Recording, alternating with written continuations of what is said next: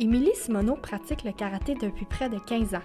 Sa passion sera ajoutée aux Jeux olympiques d'été de 2020 à Tokyo et elle espère y participer. Nous l'avons rencontrée à son gym où elle travaille et s'entraîne.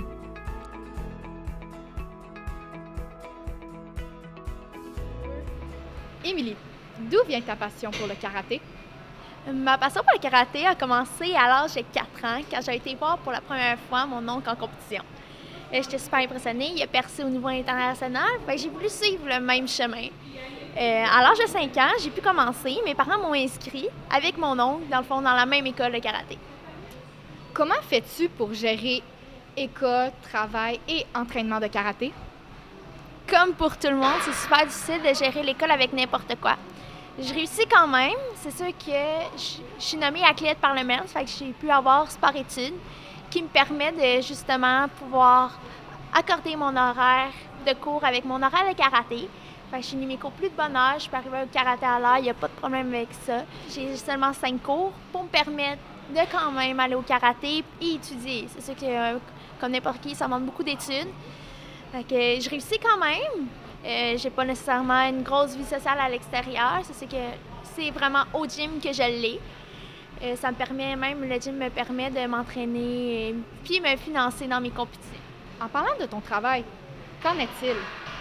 Je travaille dans le fond ici, au Tech Gym à La Plaine, à réceptionniste à l'entrée. Comment as-tu réagi lorsque tu as appris que le karaté était maintenant intégré aux Jeux olympiques 2020 à Tokyo?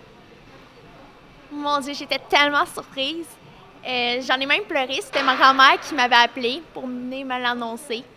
Ma grand-mère l'entendait tellement depuis longtemps parce qu'elle suivait mon oncle, puis elle disait toujours que j'étais à la relève, puis que c'est moi un jour aux Jeux olympiques.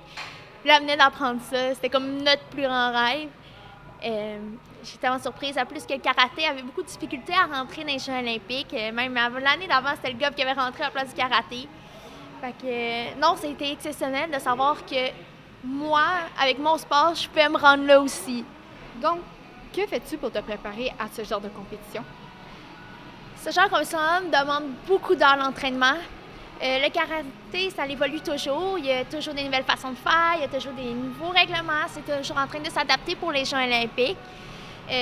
Ça prend des mois de préparation.